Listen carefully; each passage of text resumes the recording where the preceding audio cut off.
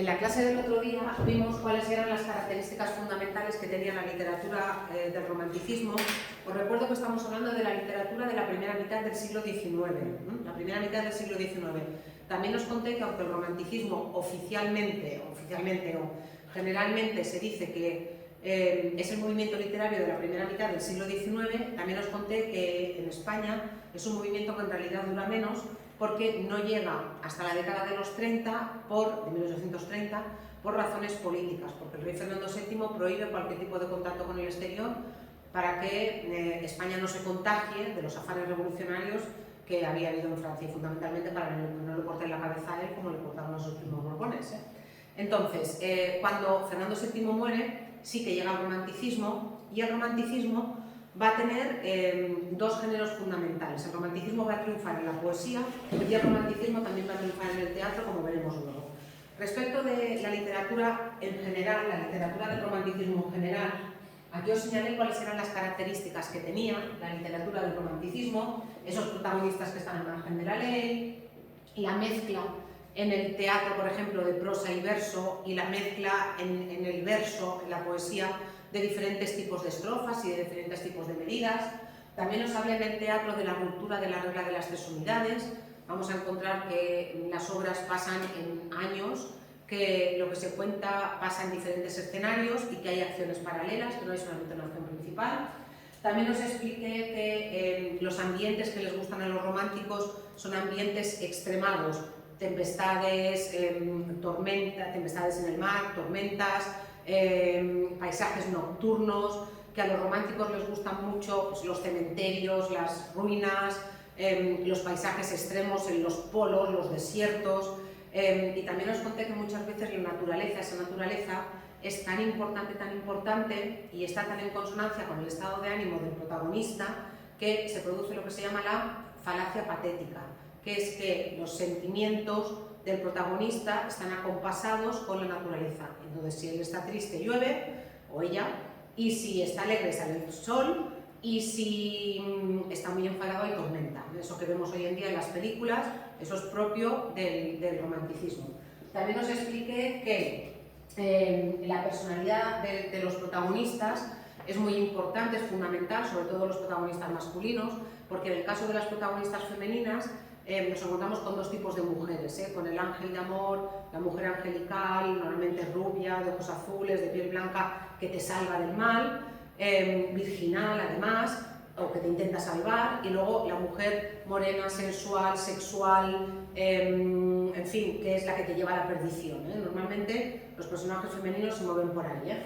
Y después también, como características fundamentales, vamos a ver muchas obras donde se ve claramente el poco aprecio por la vida, y también en las que muchos protagonistas acaban, ya no solo en sus vidas, como muchos autores del romanticismo, sino también protagonistas de obras, se acaban suicidando, y la oleada de suicidios fue tal, después de que se publicara una obra, que es una obra alemana, Las aventuras del joven Werther. Tuvo tanto éxito esta obra, al final el protagonista se suicida, lo siento por el spoiler, tuvo tanto éxito que llegaron a prohibirlo en algunos países, por eso, porque a partir de esa obra se puso muy de moda el atuendo que llevaba el protagonista y el atuendo que llevaba la protagonista cuando se conocieron. Todos los pijos de la época iban vestidos de azul y amarillo, ellos, y ellas iban vestidas de blanco y rosa en un vestido con lacitos, que era lo que llevaban cuando se conocieron. Y ya os digo, como al final de la obra él se suicida porque ya no le corresponde, la oleada de suicidios fue tal que te llevaron a prohibir la obra. O sea, lo llevaron hasta tal extremo, la postura esa romántica ante la vida de no me comprenden, y como no puedo tener lo que yo quiero, al final eso me produce frustración, y la frustración me lleva al suicidio, esa postura que os dije que es un poco adolescente, adolescente permanente. Esa postura en su grado extremo pues lleva a eso, y la temática del suicidio, de la muerte, los finales desgraciados son los habituales en las obras románticas, nada de un final feliz. El final feliz no cuenta para el romanticismo, prácticamente es, en fin, residual. Y después, otra de las características también fundamentales es la aparición de elementos sobrenaturales, fantasmagóricos. Por eso os dije que es la época de las novelas de terror, de las novelas góticas, que es la novela, la época de las novelas de fantasmas, de Frankenstein, de Drácula, todo eso que os conté el otro día, ¿eh? Si leéis La canción del pirata, este poema famosísimo, famosísimo de José de Espronceda, vais a ver que La canción del pirata es un poema que reúne la mayoría de las características del romanticismo. Y esta es una de las preguntas que suelo poner el día del examen. Aviso. Suelo poner algunas estrofas de La canción del pirata para que me digáis qué características románticas se ven en esas estrofas en concreto. ¿Vale? Y no es suficiente la teoría, sino que hay que aplicar la teoría, como siempre. Eso ya lo sabéis, que teoría sin aplicación no cuentan ni la mitad de la nota. Entonces, ¿qué características vemos de La canción del pirata que nos dicen que es una obra romántica? Yo la voy a leer, me gustaría escucharla en la versión esta de Tierra Santa, pero yo la voy a leer. Y mientras yo la voy leyendo, a mí me gustaría que ahora lo que hicieras fuera un ejercicio de simplemente subrayar aquellos pasajes, aquellos versos, aquellas palabras que os parezcan que son propias del romanticismo. Y ahora hacemos una apuesta en común entre todos, ¿de acuerdo? Venga, no os lo he contado, pero también os lo puedo decir. José de Espronceda fue un autor fundamental en el primer romanticismo, estuvo en la cárcel por oponerse al régimen de Fernando VII y también él mismo tuvo una vida muy romántica. Este fue el que os dijo que secuestró a su amada, que se fue corriendo a Portugal, ahí a caballo, a buscarle, que luego se la llevó a Madrid, que vivían juntos sin estar casados. Ella estaba casada con otro, ella era una adúltera, eso era un escándalo. Y encima, no solamente eso, sino que encima él iba publicando en los periódicos esa historia en forma de poemas. Entonces era como seguir algo que pasa hoy en día en las redes sociales, seguirlo en los periódicos de la época. También fue uno de los que murió joven, de enfermedad, pero también ya os digo que tuvo una vida también bastante disipada. Y La canción del pirata dice así, La canción del pirata. Con 10 cañones por banda, viento en popa toda vela, no corta el mar sino vuela un velero bergantín. Bajé el pirata que llaman por su bravura el temido, en todo el mar conocido del uno al otro confín. La luna en el mar riega, en la lona gime el viento, y alza en blando movimiento olas de plata y azul.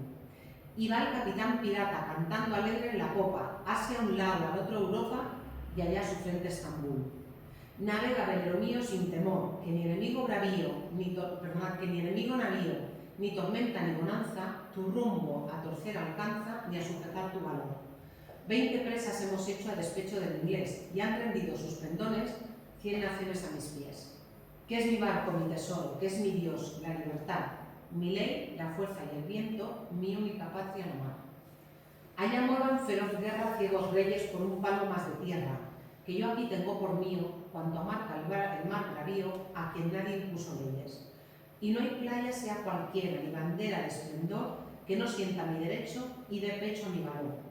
¿Qué es mi barco, mi tesoro? ¿Qué es mi Dios, la libertad? Mi ley, la fuerza y el viento, mi única patria al mar.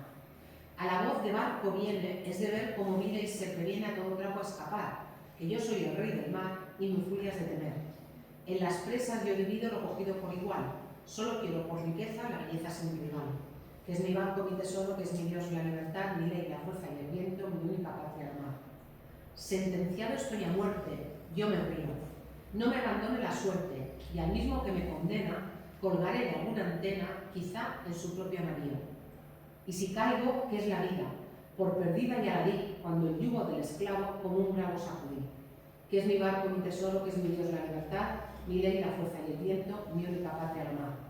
Son mi música mejor aquilones, el estrépito y temblor de los cables sacudidos, del negro mar los bramidos y el rugir de mis cañones. Y del trueno el son violento, y del viento al derramar, yo me duermo sosegado, arrullado por el mar. Que es mi barco, mi tesoro, que es mi Dios, la libertad, mi ley, la fuerza y el viento, mi única patria al mar. ¿Alguna palabra que no entendáis? Probablemente aquilones. Sí. Son vientos fuertes, vientos del norte, como tipo tramontana. Okay. Sí. Antena se refiere a... es un palo del barco. Sí, lo de arriba, el mástil, ¿no? El mástil, un tipo, sí. Una parte de eso. Sí. Y después, ¿qué más? Bajel, que es otra forma de decir pirata. Perdón, barco, bajel es barco, bajel, sí. Bajel pirata que llaman. Sí. Vale, venga. Características del romanticismo que veis en el poema. Venga. Una cada uno. Venga, una. En la estrofa, en la primer párrafo largo, en la estrofa de abajo del todo, ¿Qué es mi Dios? La libertad, Milei la fuerza y el viento. O sea, da paso a que él es libre y puede hacer lo que quiera. ¿Cuál es el tema? ¿Cuál es el tema del poema? El tema del poema es la libertad. Sí. Y si os fijáis, hay continuas alusiones a la libertad. Entonces, tenemos por una parte la libertad, muy bien, que aparece no solamente ahí, también aparece cuando dice cuando el yugo del esclavo como un bravo sacudí. Sí. Se supone que en algún momento él perteneció a la sociedad y que acataba las normas de la sociedad, pero ahora ya ha decidido que no, y ahora es cuando es libre de verdad, ¿sí? Y yo antes no he encontrado ninguna, no sé si Bueno, alguien ha ay, Cristina, ¿qué habías dicho del idealismo? Esta vez no cortan más y no vuelan velero relativo. ¿Y por qué ves el idealismo ahí? En el principio de condiciones. No, perdona, esta no es. Cuando él ha dicho lo del estribillo de Sí. Milei, la fuerza y el viento, única patria de la mar. Ese es el que has dicho, sí, porque Sí. habla de él, el individual, ¿no? Como él, la fuerza. Ah, el suya sola, individualismo. ¿no? Ah, perdón, había entendido el idealismo. Sí, el No, individualismo. él solo, ¿no? El individualismo. Y el individualismo está continuamente presente, ¿eh? Yo hago lo que quiero y mis leyes, y el individualismo, muy bien. Joana, venga. Tenéis que ver alguna muy clara, muy clara. Hostia. Sí, yo tengo recogido pirata. ¿Y qué ves ahí que sea una característica del romanticismo? Sí, los protagonistas. Claro. O sea, empezar por lo más básico. ¿Qué tipo de protagonista es? Un pirata. Un pirata. ¿Y cómo son los protagonistas de las obras románticas? Se encuentran a margen de la ley. Personajes que se encuentran al margen de la ley. ¿Dónde está esta frase? No, perdona, título, la canción del pirata. La canción del pirata. Claro. El protagonista, sí, es que tenéis que subrayar la palabra pirata. Vale, pirata, sí. Muchas veces no vemos lo más obvio, Sí, ¿sí?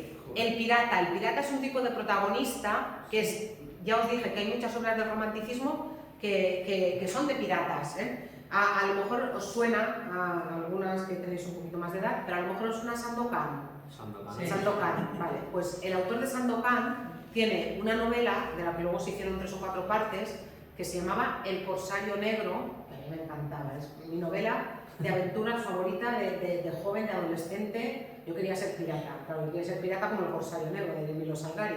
Emilio Salgari es un autor del romanticismo italiano y tiene una obra, que es El Corsario Negro, que ya os he dicho con 3 o 4 partes después, donde el protagonista es un pirata. Un corsario es un tipo de pirata. Entonces, el pirata es el héroe romántico por excelencia, porque es libre, porque es individualista, porque está al margen de la ley, porque hace lo que le da la gana, porque impone su voluntad sobre los demás sin importarle lo que les pase al resto. Sí, por tanto, el pirata, protagonista netamente romántico. Muy bien, Pedro, cuéntame algo, alguna característica más del romanticismo que veas aquí. Venga. Repasando las características, tenéis que encontrar alguna más. Por no decir que las tenéis que encontrar casi todas. La de la personalidad podría ser. La de la personalidad está muy ligada a lo del pirata. Que yo soy el rey del mar y furias de temer. Efectivamente. Esa está muy ligada, la de la personalidad, al pirata. ¿Sí? La fuerte personalidad. Vale. Venga, ¿qué más? Lo de la muerte. ¿Y eso cómo se es? ¿Cómo le llamamos? La Poco aprecio a la vida. ¿Y dónde lo ves, lo de la muerte? Sentenciado estoy a Muy muerte, bien, yo me río. Muy bien, ahí está clarísimo, o sea, sentenciado estoy a muerte, yo me río, o sea, y a mí qué más me da, y además lo dice después, dice, y al mismo que me condena, colgaré en alguna antena, que dice, y si muero, ¿qué es la vida?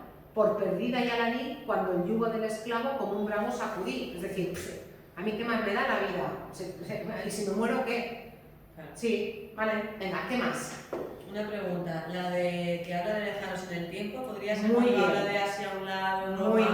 Muy bien, También exotismo, el exotismo. Aquí no sabemos exactamente cuándo está situada la obra, pero sí que vemos el exotismo en Estambul, Asia, Europa. A nosotros a lo mejor hoy en día nos parece tan exótico Estambul, Claro, pero, pero en aquella época Sí. la gente no se movía de su casa. Luego, o sea, lo de la naturaleza también es por Muy todo, bien, ¿no? muy bien, Básicamente. muy bien. ¿Cómo aparece aquí la naturaleza? El mar, el ¿Es de aire. día o es de noche? Es de día. Es de No. día. No, de noche. Mentira, mentira, de noche, porque dice la luna. La el mar, luna en el mar riela, en la luna gime el viento, ya está temblando, movimiento, olas de plata y azul. O sea, es de noche. Hay tormenta, ¿sí?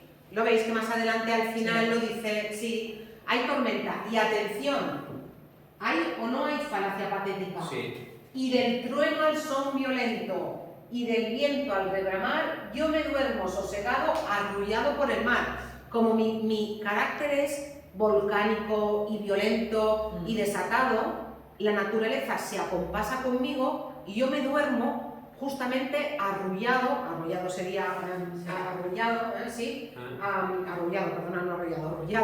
sería esto, yo me duermo arrullado, yo me duermo acunado por el mar, la falacia patética, ¿vale? Las habéis visto casi todas, pero todavía nos falta una que es muy importante, una que no importa leer el texto, basta con verlo. Los versos. Muy bien. ¿Eso cómo se llama? Recordad que si el día del examen no os acordáis del nombre, pero sabéis que utiliza versos de diferentes medidas y estrofas de diferentes medidas, me lo decís así. Polimétrica. Muy bien, polimetría. ¿Vale? Está escrito de forma polimétrica porque no respeta, no todos los versos tienen la misma medida ni todas las estrofas tienen la misma medida. ¿Vale? Y yo creo que las hemos visto ya todas.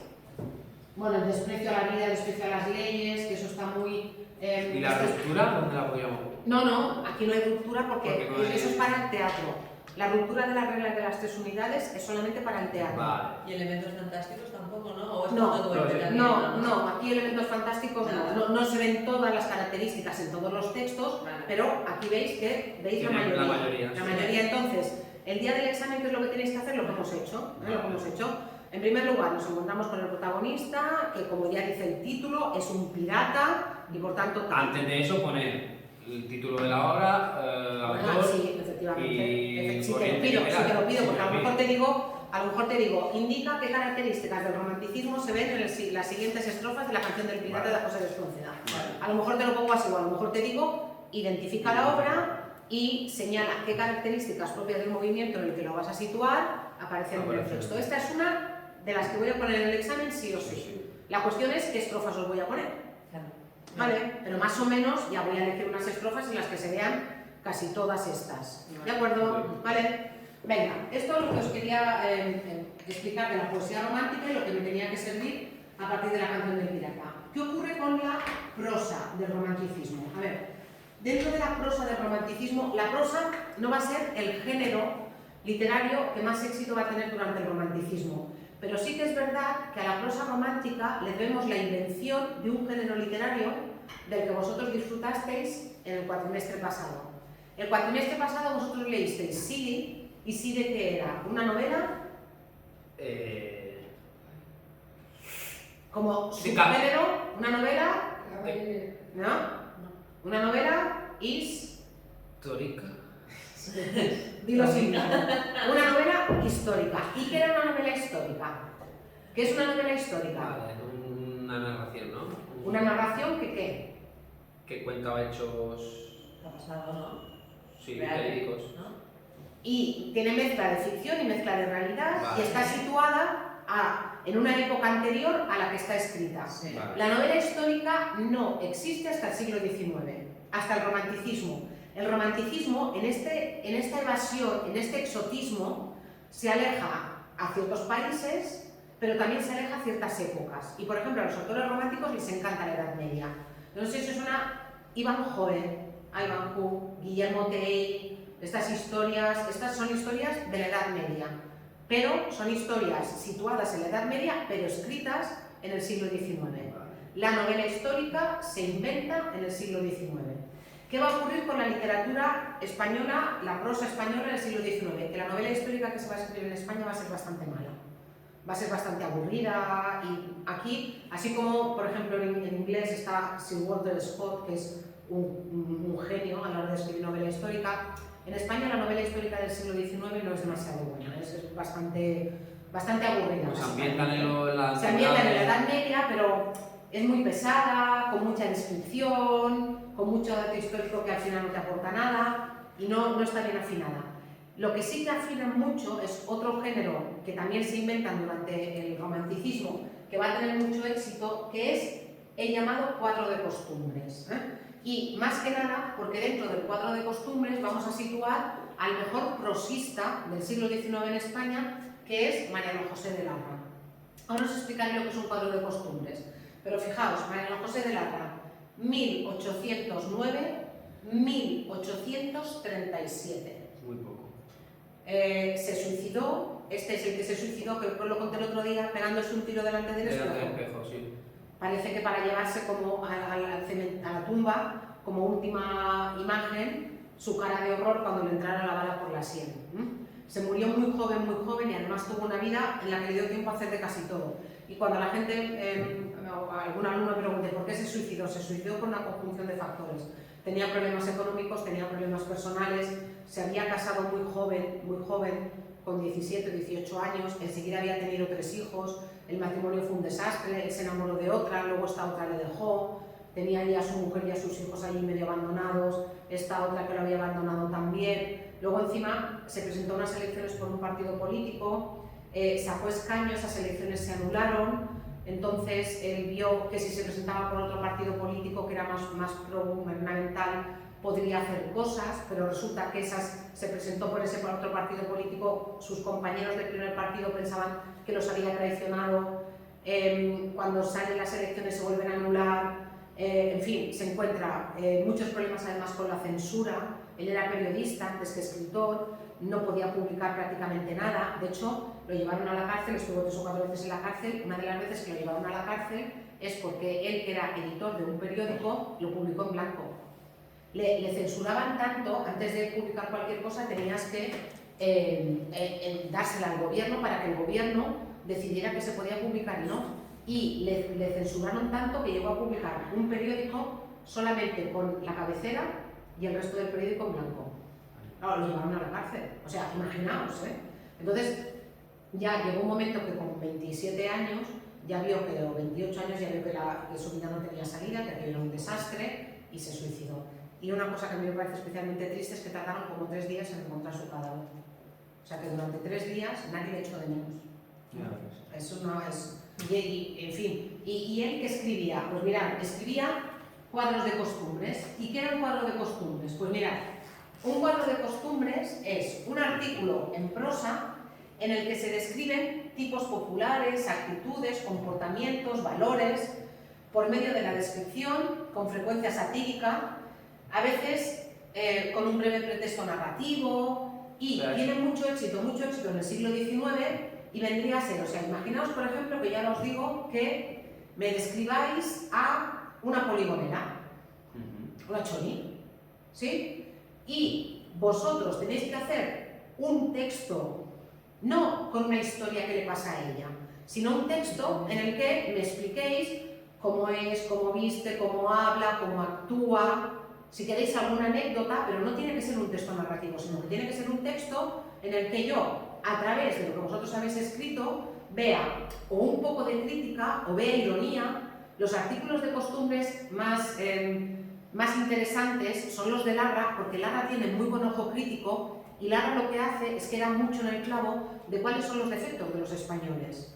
Y entonces es como que mete el dedo. Él vivió años en Francia, era lo que se llama un afrancesado. Él vive años en Francia y cuando vuelve a España y ve cómo es la sociedad española, la retrata y la critica en muchos artículos, como en este que tenéis aquí adaptado, que es un artículo que se puede aplicar hoy en día. Lo escribió Larra en el siglo XIX, pero todavía hoy en día se puede aplicar. El artículo se llama Vuelva usted mañana. ¿Y de qué habla? De la burocracia española.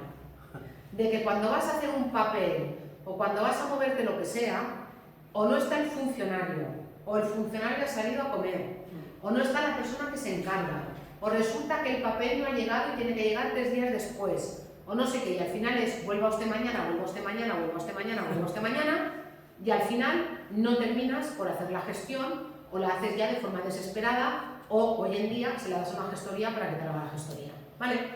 Pues eso, por ejemplo, Larra lo retrata muy bien en este artículo, en el que él se pone en primera persona y supuestamente se encuentra con un amigo francés que viene a arreglar una herencia a España, y el amigo francés pues le dice, vengo a arreglar una herencia en España, dice esto, en una semana lo tengo arreglado, luego hago una semana de turismo y tal, en 3 semanas estoy de vuelta a Francia, en Francia. Y Larra, hablando en primera persona, le dice, cuando lleves un año aquí, te invito a comer. Y efectivamente, al final del artículo, el francés lleva más de un año en España y se va desesperado a Francia sin haberlo podido arreglar.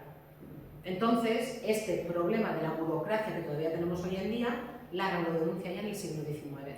Y luego tiene muchos artículos de costumbres, tiene uno que es una parte autobiográfico que se titula Casarse pronto y mal, que es lo que le pasó a él. Y habla de estos matrimonios. Hoy en día, afortunadamente, mirad, en esta sociedad hay cosas en las que no hemos avanzado nada, pero hay muchas cosas en las que hemos avanzado mucho. Hasta no hace mucho la gente se casaba muy joven, por diferentes razones, y muchas veces se casaban sin saber lo que significaba de verdad el matrimonio. Y no solamente eso, sino que encima empezaban a tener hijos. Y te encontrabas eso con matrimonios de 20 años que a lo mejor tenían 2 hijos, o 3, o lo que fuera. Entonces, Larra habla de eso, y habla de que la gente para casarse tendría que tener una cierta madurez, y que no puede ser que te cases porque te enamores así y tal, sin pensar en lo que va a venir después, los problemas económicos, los problemas de pareja, los problemas para criar a los hijos, y eso lo cuenta también ya en el siglo XIX. Ya os digo que tuvo muchísimo ojo, y si no se hubiera suicidado, pues a saber qué habría escrito. Claro. Y después, el otro género en prosa que tiene mucho éxito durante el romanticismo es la leyenda, las leyendas, en las que destacó Gustavo Adolfo Bécquer, del que hablaremos luego. ¿Qué es una leyenda? Una leyenda es una narración sobre hechos sobrenaturales o una mezcla de hechos naturales o sobrenaturales. En teoría se transmiten de generación en generación, en principio son orales, pero luego al final en algún momento se acaban poniendo por escrito. Muchas veces las leyendas explican algún fenómeno físico. Por ejemplo, aquí en Mallorca hay una leyenda muy famosa que es el Salt de la Belladona, que es un salto que está por un precipicio que está por Lluc, creo que es. Sí, pues esa es la leyenda cuenta que es que había un marido que quería deshacerse de su mujer, y entonces se la lleva un día de excursión por allí y lo que hace es que la tira desde el precipicio. Pero como esta mujer es muy creyente y la Virgen le ayuda, lo que hace la Virgen es que le hincha las faldas. Estamos hablando de una leyenda que tiene siglos, Entonces la Virgen le hincha las faldas de manera que las faldas actúan como paracaídas y la mujer se posa en el suelo suavemente por la fuerza de la... en fin, claro, esto es una leyenda. Intenta explicar algo que supuestamente ha pasado recurriendo a elementos sobrenaturales. Pues la leyenda va a ser muy del gusto del romanticismo, justamente por esto, por lo de los elementos sobrenaturales, y también porque se sitúa en el pasado. Y Bécquer, del que hablaremos luego, fue también un maestro en las leyendas. Vale, venga, va. De todas maneras, ya os he anunciado antes que, en realidad, el género que triunfa de verdad durante el romanticismo, junto con la poesía, es el del teatro. ¿Os acordáis cuando hablamos del teatro del siglo XVIII, cuando hablamos de Leandro Fernández de Moratín? Sí. Que yo os insistí en que Leandro Fernández de Moratín no triunfa en el teatro, que en realidad las obras del teatro neoclásico son obras para minorías, que son los de la clase alta, los de la burguesía, la alta burguesía, los que van a ver ese tipo de obras de teatro, que no son obras de teatro de las que disfrute el público, porque imaginaos ir a ver una obra como El sí de las niñas, que es una obra que hoy en día, desde el punto de vista literario, resulta muy interesante, pero claro, es una obra en la que solamente hay una acción, en la que todo sucede en una posada y en la que todo sucede en una noche. Entonces, no hay ese tipo de aventuras y ese tipo de cambios al que el público del siglo XVII, ¿os acordáis? Lope de Vega, Calderón, estaba acostumbrado. Entonces, el siglo XIX, que es el siglo del teatro romántico, como os he dicho, va a recuperar al público. A la gente le va a encantar el teatro romántico. ¿Y por qué le va a gustar tanto el teatro romántico? Porque es un teatro en el que pasan un montón de cosas. Encima, ya va a ser un teatro en el que ya nos vamos a encontrar teatros propiamente dichos, nos vamos a encontrar iluminación propia del teatro y nos vamos a encontrar efectos especiales. Hay unas máquinas para hacer ruido de tormentas, hay grúas que levantan a los actores, nubes que se mueven, ruidos espantosos. Entonces, ¿qué ocurre? Que a la gente le encanta el teatro del romanticismo porque es un tipo de teatro que entretiene mucho y va otra vez, como os he dicho, a ser un tipo de teatro que va a reconectar con el público, ¿vale? Tanto es así que hasta no hace nada, hasta que nos ha entrado toda la tontería del Halloween, por todos los santos, es decir, el día 1 de noviembre, En todos los teatros importantes de España se representaba Don Juan Tenorio, que es una obra del teatro romántico, hasta no hace nada, ¿eh? Y Don Juan Tenorio tiene unos versos que a lo mejor os suenan: no es verdad, ángel de amor, que en esta apartada orilla más bella la luna brilla y se respira mejor. Vale, pues eso suena, pues porque es un tipo de teatro que se ha ido transmitiendo, que se ha ido representando, pero ya os digo, hemos entrado en la tontería del Halloween y ahora ya nos vestimos de esqueletos, ¿eh? ¿Qué le vamos a hacer? Es lo que tiene la globalización, ¿eh? Bueno, como os he dicho, frente al fracaso del teatro neoclásico, el teatro romántico triunfa y es muy bien acogido. ¿Cuáles son las características del teatro romántico? Bueno, para empezar, la temática. Si recordáis, la temática del teatro del neoclasicismo eran básicamente las costumbres, las buenas costumbres, ¿sí? Era una temática puesta en función de enseñar, de moralizar, ¿sí? El teatro del romanticismo no. El teatro del romanticismo va a contar argumentos sacados de leyendas o argumentos sacados de historias del pasado, como si fuera novela histórica pero encima del escenario, ¿eh? Temática histórica, ¿sí? Y muchas veces también carácter aventuresco. Como os he dicho, pasan muchas cosas. De hecho, uno de los defectos que se achacan a Don Juan Tenorio es que para que todas las cosas que se cuentan en Don Juan Tenorio puedan pasar, los días tendrían que tener 48 horas. Porque pasan tantas cosas en la obra y de forma tan rápida que es como que no te da tiempo. O sea, Don Juan mata a uno, se acuesta con la monja, vuelve a no sé qué, no duerme este hombre, ¿qué hace? ¿Qué toma? Que él y todos los que le rodean. Entonces, sí que es verdad que pasan muchas cosas y entonces hay muchas aventuras y a eso a la gente le gusta, ¿eh? Además de todo eso, que nos encontramos con que se rompe la regla de las 3 unidades. Es aquí donde lo tenéis que aplicar. Hay más de una acción, hay más de un escenario y además, como ya hay teatros con telones, como ya no es como los corrales de comedias que eran abiertos, claro. Al haber un telón que se abre y se cierra, se pone un fondo distinto. Además hay 5 actos. Hay 5 actos. ¿Eso qué significa? Significa que puedes cerrar y abrir el telón y puedes tener 5 cambios de escenario. Eso si durante el acto, además, no cambias de escenario, que a veces también se cambiaba, pero básicamente puedes tener 5 escenarios distintos, ¿sí? Además de todo eso, nos encontramos con que entre el principio de la obra y el final pueden pasar años. Años. En algunas obras pasan menos, pero en algunas obras, luego os hablaré de la que tiene más éxito, en esa obra tienen que pasar entre el principio y el final de la obra como mínimo 10 años. No sé cuántos. Una obra pues duraban 2 horitas, 3 horitas, depende. Más o menos como las de ahora, igual un poco más largas. Eran más largas por cuando cerrabas y abrías, necesitabas, además no es como ahora, que es muy rápido cambiar los escenarios, ¿eh? Entonces duraban más, pero lo que es el tiempo de la representación, unas 3 horas, ¿eh? ¿Sí? ¿Qué más características tenían? Importantísima, ¿eh? Algo relacionado con... perdonad, no os lo había dicho. También dentro de esta ruptura nos vamos a encontrar con que se difuminan los géneros. En el teatro neoclásico, lo que era una comedia era una comedia, lo que era una tragedia era una tragedia. En el teatro del romanticismo hay obras que son tragedias absolutas, pero que de repente hay un personaje que te hace reír. Entonces, se mezclan los géneros, que eso también provoca lo que hoy en día se llama el alivio cómico, que es meter en alguna obra o en alguna película muy dramática, meter algo que te descanse. Porque es verdad que luego cuando estás 3 horas sufriendo es como, venga, que se mueran ya todos y dejamos de sufrir todos, incluida yo. ¿Sí? Venga, otra característica fundamental. Los autores no pretenden educar, sino conmover. Lo que quieren los autores del teatro romántico es que la gente salga del teatro conmovida. Que disfruten. ¡Guau! Lo que ha pasado, ¡guau! Tenéis que ir a verla porque no os podéis ni imaginar las sorpresas finales, el no sé qué. Eso es lo que querían los autores del romanticismo.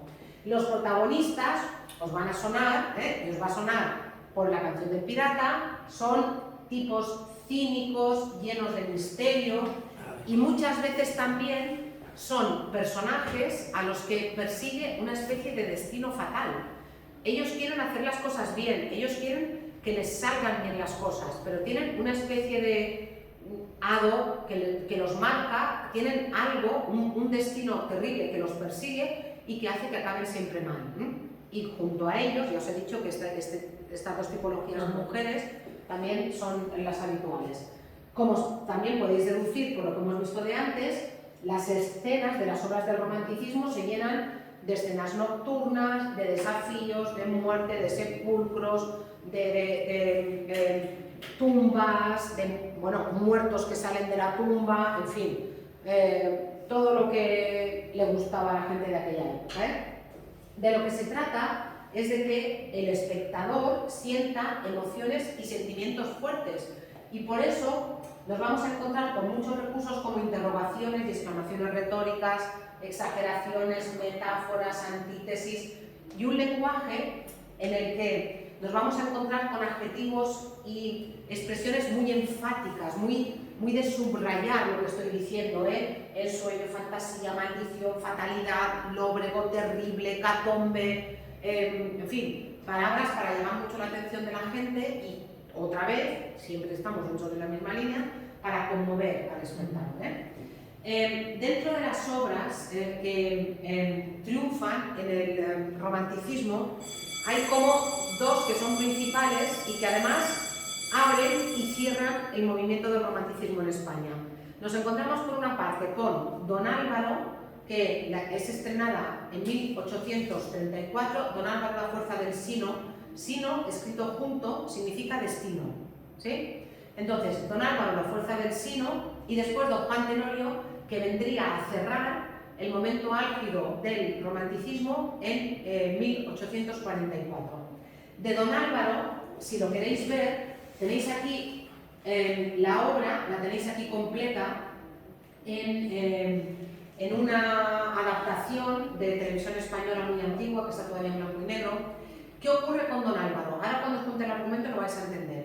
Es una obra que ya ha quedado tan desfasada, es una obra tan exagerada, es una obra que reúne tan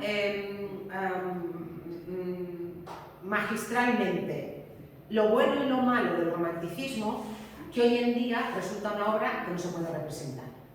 Yo, por ejemplo, yo no la he visto nunca representada. O sea, yo he visto otras obras del romanticismo, yo he visto Don Juan Tenorio, y he visto obras clásicas representadas, pero yo nunca he visto Don Álvaro representada, que es la obra que más triunfa en el romanticismo. ¿Por qué? Pues por el argumento que os voy a contar ahora. Lo tenéis aquí, pero yo os hago un resumen. Resulta que Don Álvaro es un hombre que ha venido de las Indias, estamos en el siglo XVI, aunque la obra se estrena en el siglo XIX, está situada en el siglo XVI.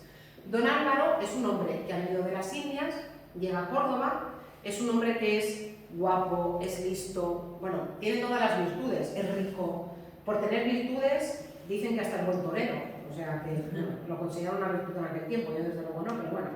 La cuestión es que Don Álvaro, cuyo linaje se desconoce, y estamos hablando de la España del siglo XVI, según está situada la obra, resulta que se enamora de la hija del marqués de Calatrava, que se llama Leonor. Y no solamente se enamora de ella, sino que Leonor también le corresponde.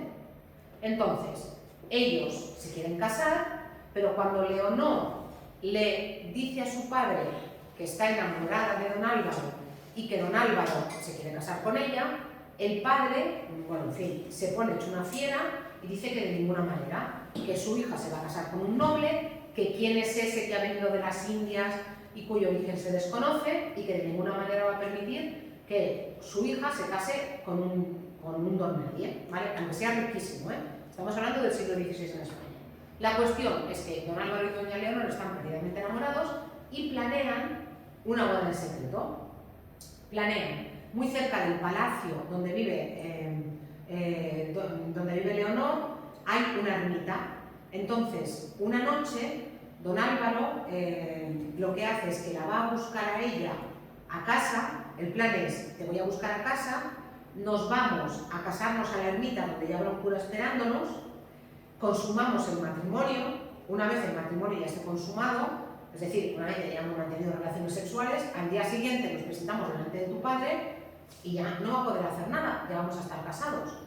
Entonces deciden hacer eso, pero resulta que cuando Don Álvaro va a buscar a Doña Leonor esa noche, ella duda, porque empieza a pensar, mi padre es viudo, mi padre es muy mayor, lo voy a matar del disgusto, no sé qué hacer. Total, que don Álvaro la intenta convencer, ella como que no se deja, y en eso que están allí, como intentando convencerse, oyen un ruido por el pasillo terrible, terrible, terrible, que es el padre de don Álvaro, que ha sido advertido por los criados que algo está pasando porque ha visto los caballos, y entonces cuando don Álvaro oye el ruido terrible por el pasillo, lo que hace es que saca una pistola, porque no sabe quién puede venir. Entonces se abre la puerta de la habitación y es el padre de Leonor, el marqués de Calatrava.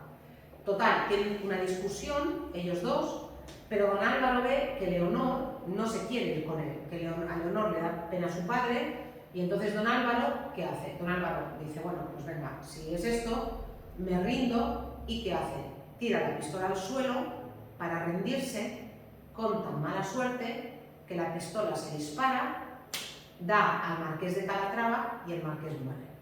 ¿Vale? Total. Doña Leonor en ese momento se desmaya y don Álvaro piensa que ella también ha muerto. Y don Álvaro se sube al caballo, sale por la ventana, el caballo se iría abajo, sale por la ventana, y se va. Y don Álvaro se va a la guerra. Entonces España estaba en guerra, entre otras, con Italia, ¿no? Entonces se va a la guerra a Italia. Y don Álvaro, en realidad, no quiere vivir. Lo del poco aprecio por la vida, sí, don Álvaro no quiere vivir porque él piensa que su amada está muerta, que además él ha matado al padre de su amada y que por eso su amada ha muerto. ¿Y qué hace? Que en las batallas es el más valiente, el más arrojado, el que menos temor tiene, porque en realidad le da lo mismo vivir que morir. Y en una de estas, don Álvaro está en Italia con nombre ficticio, en una de estas salva la vida a un hombre y se hacen íntimos amigos. Hasta que este hombre descubre que en realidad ese íntimo amigo suyo es don Álvaro, y resulta que este hombre, al que don Álvaro salvó la vida, es el hermano de Leonor, que se ha enterado de que don Álvaro está bajo nombre ficticio en Italia y lo ha ido a buscar para matarlo. Entonces, don Álvaro y el hermano de Leonor, que eran íntimos amigos, se pelean de una forma terrible, tienen un duelo a espadas y don Álvaro mata al hermano de Leonor. ¿Qué dice don Álvaro? He matado al padre, he matado al hermano, he matado a mi amada. ¿Dónde me voy? Me voy a un convento. Yo me meto en un convento y ahí en un convento no voy a poderme meter en líos. Total, se va a un convento y resulta que en este convento él está durante años y es un convento muy alejado de todo, y de hecho al lado del convento hay una cueva, una gruta, donde vive un ermitaño. Un ermitaño, ya sabéis que es un hombre que vive allí aislado, y a este hombre no le ha visto nadie. De hecho, le dejan la comida en la puerta, en una especie de bandeja, la recoge y él vive en la cueva, nadie lo ha visto. Total, don Álvaro pasa aquí años y al cabo de unos años aparece el otro hermano de Leonor, porque Leonor tenía otro hermano. Aparece el otro hermano de Leonor que se ha enterado de dónde está don Álvaro, y ¿a qué crees que ha ido? A buscar justicia. En principio don Álvaro no quiere luchar con él, pero el hermano le dice unas cosas horribles y al final el hermano lleva dos espadas y le dice: si eres hombre, si eres valiente, ven a batirte en duelo conmigo. Total, salen al descampado que está frente a la gruta donde está el ermitaño, tienen un duelo a espada y don Álvaro hiere de muerte al hermano de Leonor. Mientras el hermano de Leonor está muriéndose, ¿qué pide el hermano de Leonor? Pide confesión. Quiere que lo confiesen para no irse al infierno. Entonces don Álvaro le dice: yo no te puedo confesar porque yo mismo estoy en pecado mortal. Y don Álvaro se acuerda del ermitaño que está en la cueva. Entonces empieza a llamar, la cueva tiene una puerta gruesa, empieza a llamar a la puerta, el ermitaño no quiere salir, y cuando por fin sale el ermitaño, después de que don Álvaro insista mucho, ¿quién es el ermitaño? No es un ermitaño, es una ermitaña, es Leonor, que había estado durante todos esos años viviendo al lado de don Álvaro y ninguno de los dos lo sabía. ¿Qué ocurre? Que cuando el hermano que está moribundo en el suelo ve que es Leonor la que sale de la cueva, el hermano automáticamente ¿qué piensa? Que Leonor y Álvaro se estaban viendo en el convento, que durante todos estos años han mantenido la relación. Entonces, en el momento en que Leonor descubre a su hermano moribundo, se acerca a él, y cuando se acerca a él, el hermano, con las últimas fuerzas que le quedan, coge la espada y mata a su hermana y muere.